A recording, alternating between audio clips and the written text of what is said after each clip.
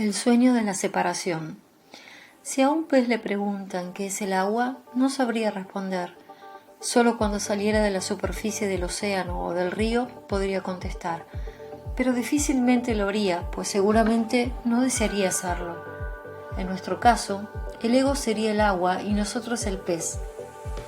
La mayoría de las personas no comprenden qué es el ego, pues viven de acuerdo a sus creencias y solo tratan de sobrevivir lo mejor posible, igual que el pez lo hace en el agua.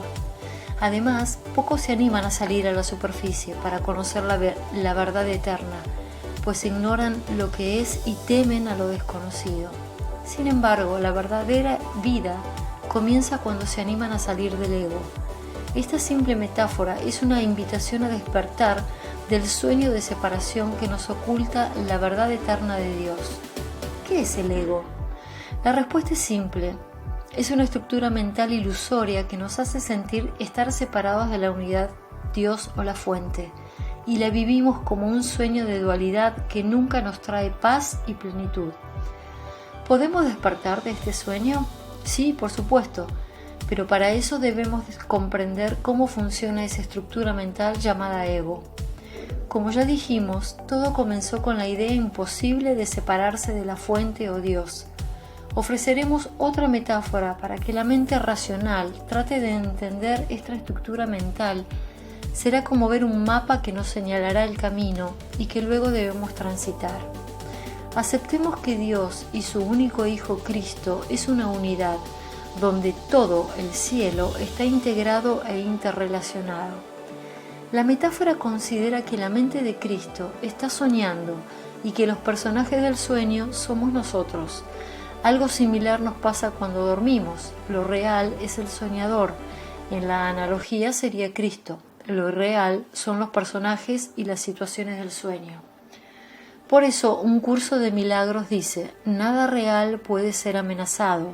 Lo real es el soñador que está en el cielo con Dios.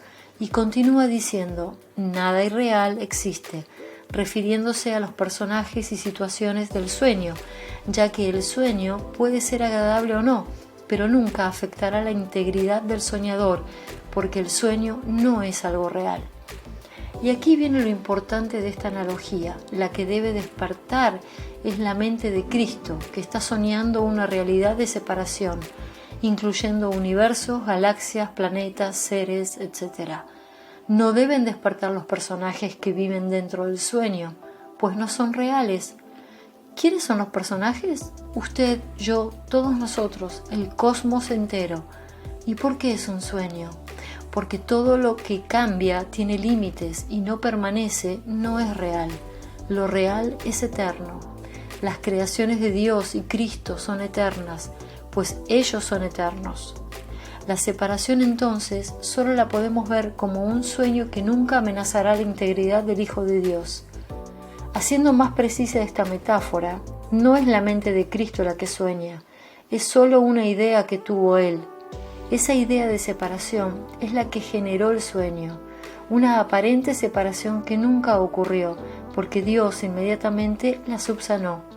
La idea ocurrió en la mente de Cristo, pues si hubiera surgido en la mente de Dios, no hubiera podido corregirse y se hubiese eternizado sin poder cambiar. Esa idea de separación se fue expandiendo tanto que incluyó la separación del tiempo, pasado, presente y futuro. Y esa es la razón de que aún los eventos que sigan repitiendo con estructuras y personajes diferentes en el cosmos, los llamamos historias o líneas de tiempo que se caracterizan principalmente por estar condicionados a la culpa y al miedo que sienten los personajes. No encuentro otra forma de expresar lo que nunca ocurrió en la realidad eterna, el cielo. Sin embargo, lo vivimos como una verdad a pesar de ser solo un sueño de separación. Entonces, las disciplinas espirituales, ¿a quién se dirigen para corregir esa idea? Siempre se dirigen a la mente del soñador a través de los personajes del sueño.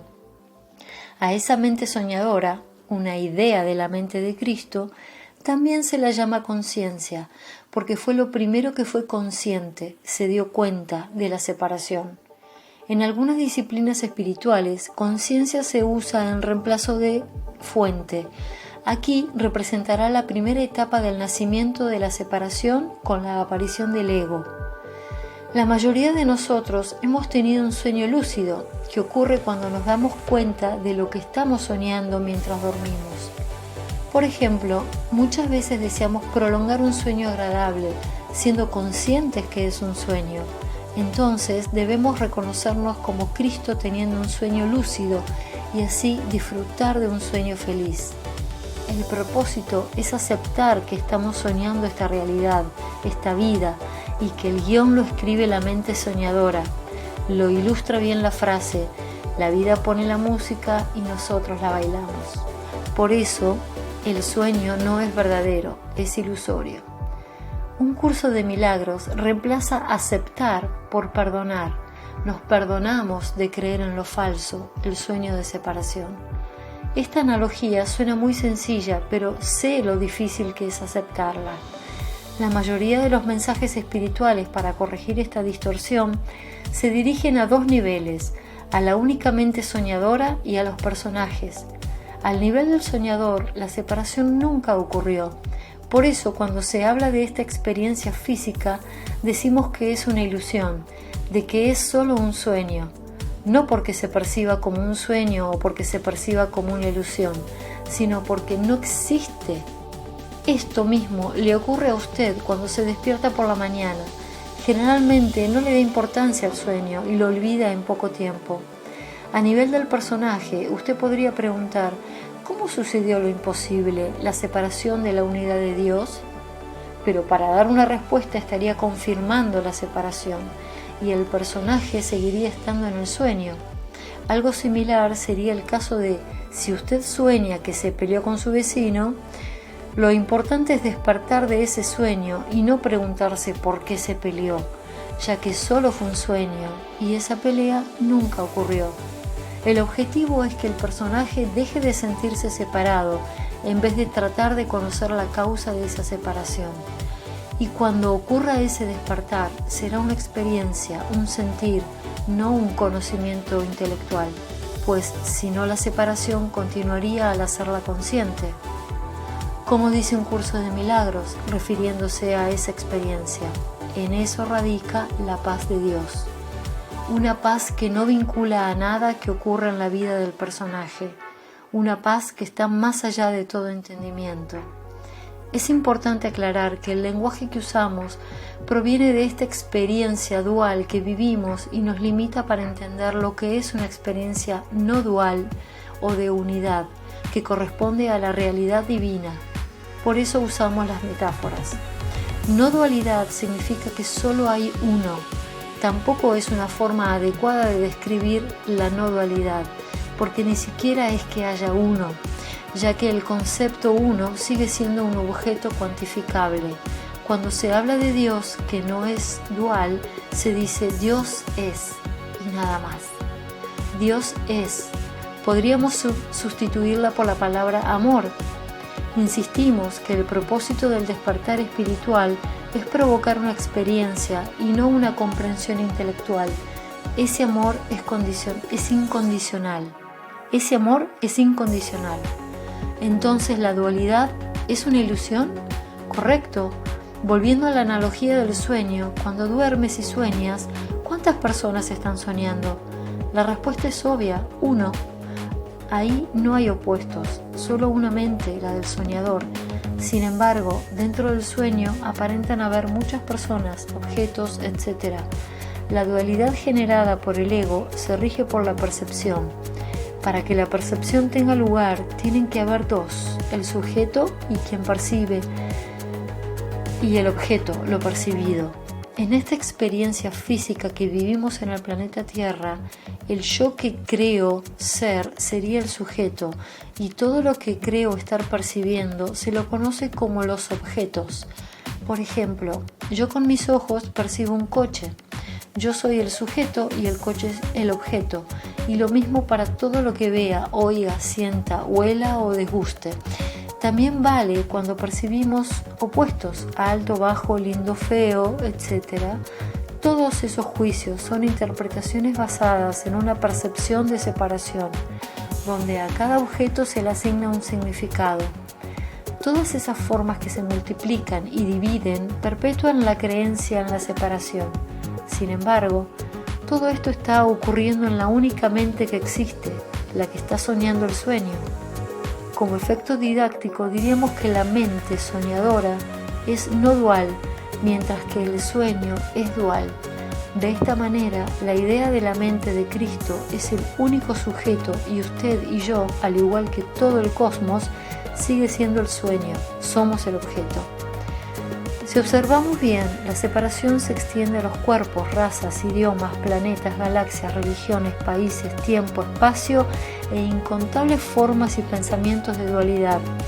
Por eso, toda esta experiencia física es dual, al estar regida por opuestos, por la percepción y por lo que es limitado.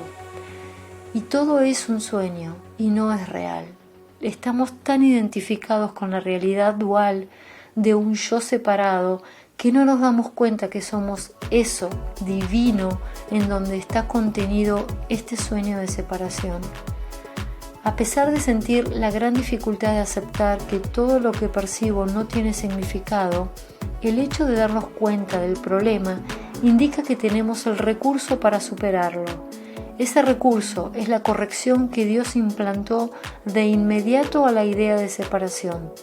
Seguramente son pocos los que aceptan y practican esta premisa, pero esos pocos, ya identificados con la mente no dual de Cristo, como es el caso de Jesús, siguen colaborando para despertar a los personajes del sueño que la idea del Hijo de Dios tuvo. Única forma para que el despertar de la unidad divina sea total. En la estancia La Aurora, en Salto, Uruguay, está la gruta del Padre Pío, y en un cartel del sendero que lleva a la gruta leí una de sus frases que decía: «Me quedaré en el umbral del cielo hasta que el último de mis hermanos lo haya cruzado». Quizás no sea textual la frase, pero aún recuerdo ese mensaje de amor.